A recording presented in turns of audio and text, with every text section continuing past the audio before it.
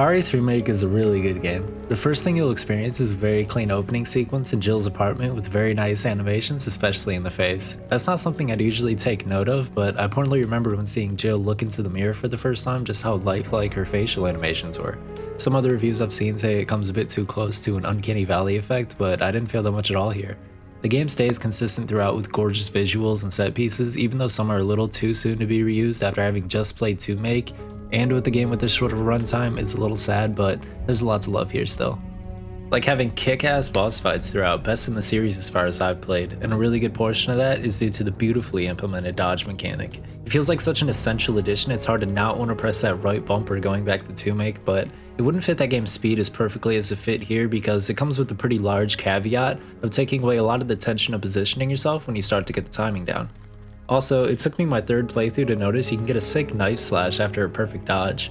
This could have been a really cool foundation to add more melee options because the knife, even on normal, it's pretty weak with super limited utility. Now, it wouldn't be RE3 without the star of the show Hunting Stars, Nemesis. Such a badass design and concept. Nemesis has no issue throwing Jill around and will continue to do so for the entire runtime of the game. However, even though you can easily be squished by this crooked-nosed menace, the game always gives you key usables, ammo, or environmental hazards to put them down for a decent chunk of time and get some gnarly attachments for your guns in the process. I love taking my time and breathing in the questionably safe air of Raccoon City, but the uptown section of this game is criminally short, and sadly there's not a whole lot to do outside of the main objective. You're really stretching it if you spend more than 20-ish minutes here when you know what to do, and that's such a shame because it's easily my favorite set piece. The popping colors, dark alleys, it's all so nice to explore. I really wanted more of this. They absolutely nailed the aesthetics you'd want from a late 90s bustling Midwest city. And the next time we come here, it's an even faster paced scene, allowing even less time to admire the chaotic remnants of Raccoon City that they built here.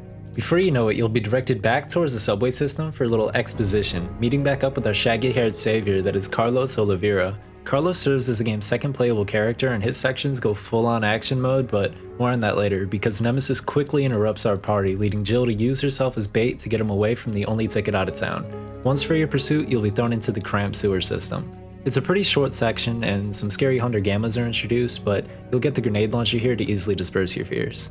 Leaving the area, Nemesis lends a helping hand to Jill out of the sewer, leading to a decently cool flamethrower chase up a building, but you'll never really feel vulnerable here unless you literally just set the controller down and wait for him to come crisp you. Also, kinda found it weird how such a scripted section needed 2 item boxes and typewriters like 1 minute apart from each other, but you know, just in case, it's there. The boss fight here is super well executed. You know what to do right away, shoot the big tank on his back until he dies, and certainly he's actually dead this time, right? Nope. After a quick meetup with the world's best gunsmith, you'll be right back to dodging the rocket launching wielding Nemesis through the aforementioned return to Uptown. Very quick, and again, not much to do besides escape back to the subway system, but for real this time. Jill boards the train and meets back up with someone immediately 1,000 times more likable than Nemesis, that being the self-preserving human villain of the story, Nikolai.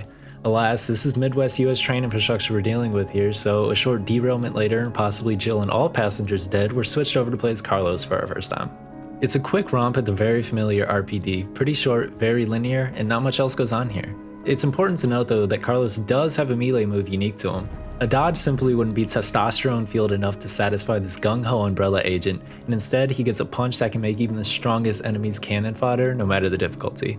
The RPD section culminates in Carlos and Tyrell still not finding who they're after, and a call from Jill who's still kicking and still stuck in the city. Back to Jill at the helm, we finally see a bit more of the city, but again, there's even less to do here and just a boss fight with Nemesis V2. The boss fight, however, Nemesis goes full on Bloodstar Beast from Bloodborne, and it's amazing.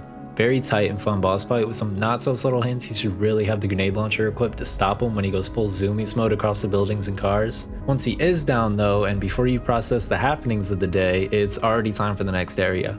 Jill, unconscious and Carlos to the rescue again, drags her over to the hospital and scours it for a vaccine after she's been infected.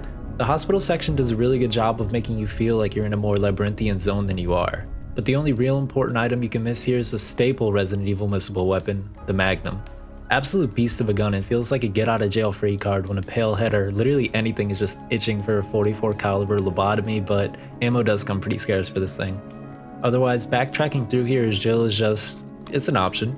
The rest of the game gets even more on rails from here, and to me just sadly feels like a checklist for returning playthroughs. The bosses, however, remain a joy, especially Nemesis V3, and it perfectly plays into the game's control scheme. An experience this short really could use some variability or branching paths to make it worthwhile to replay just for fun to see what you missed, but it gets far too linear too quick and stays that way for its duration.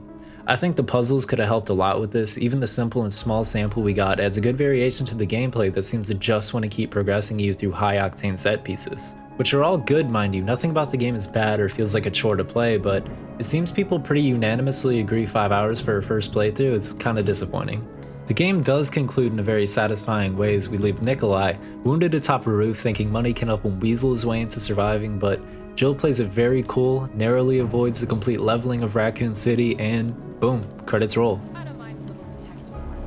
You'll get an unlockable shop for your first completion, and it's a cool addition, but nothing too notable is added. Some helpful weapons and stat boost items make 100%ing the game a little easier if that's your kind of thing. Nightmare mode, however, is great. I love difficulty options that don't just jack up health and damage. Some key items are switched and you'll get the Lightning Hawk right away, giving you a lot more time to appreciate its stopping power than you'd usually be allowed. Still though, bonus content, it's pretty lackluster compared to previous REs. They confusingly place their bets on Resident Evil Resistance popping off, which at the time of writing this is sitting at a whopping 43 players, so don't know if I'll be getting the most playtime out of that. Overall, I'd give Resident Evil 3 a very respectable B rank. I very much enjoy my time with it, but I really wish it had more time to breathe and slow down, specifically in the early game. It's great, but I think this is just too great of a series for it to stand out all that much.